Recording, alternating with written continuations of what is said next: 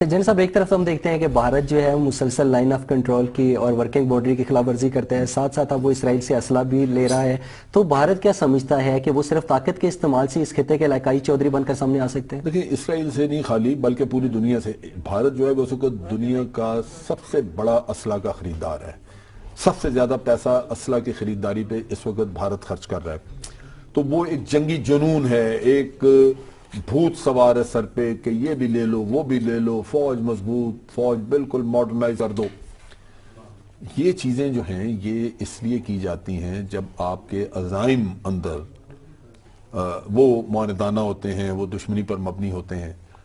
آپ ورنہ اتنی بڑی بڑی رقمیں عوام کی صحت، عوام کی تعلیم، عوام کی خوراک پہ خرچ کرنے کی بجائے اگر آپ ہتھیار حاصل کرنے پہ کر رہے ہیں تو لازماً آپ کے اندر ایک اور جنون ہے، عوام کی فلاح وغیرہ کا مسئلہ نہیں ہے. تو اس وجہ سے یہ میں سمجھتا ہوں کہ خطے میں صرف نہیں بلکہ وہ پوری دنیا میں اپنی ایک حیثیت منوانا چاہتے ہیں جنگی طور پہ، اور دنیا کو بتانا چاہتے ہیں کہ پاکستان وغیرہ ایسے ملک ہمارے لیے کوئی معنی نہیں رکھتے، ملیٹریلی ہم ان کو بالکل ختم کر سکتے ہیں.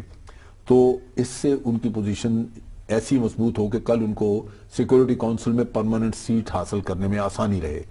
اگر چائنا کو مل سکتی ہے اس خطے میں، تو اگر انڈیا چائنا کی طرح مضبوط یا چائنا سے تھوڑا بہتر نظر آئے تو وہ کلیم کرے گا، وہ کہے گا جی اس کو دی ہوئی تو ہمیں بھی دیں.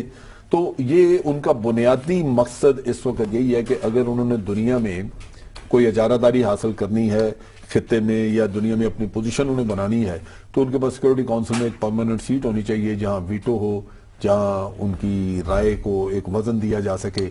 تو وہ میرا خیال ہے کہ وہ پالیسی یہ پرسو کر رہے ہیں. چلیں جن صاحب، آپ کا بہت بہت شکریہ. ناظرین، جیسا کہ بھارت علاقائی چودھری بن کر اس خطے کے اندر سامنے آنا چاہتا ہے، لیکن بھارت کو یہ بات یاد رکھنا چاہیے کہ جب پاکستان کی سالمیت پر آنچ آنے کی بات ہوگی یا پاکستان کی سالمیت کو للکارا جائے گا تو پھر پاکستانی افواج اس کا منہ توڑ جواب دینا بخوبی جانتے ہیں. ڈیفنس میٹر سے اجازت دیجیے. اللہ حافظ.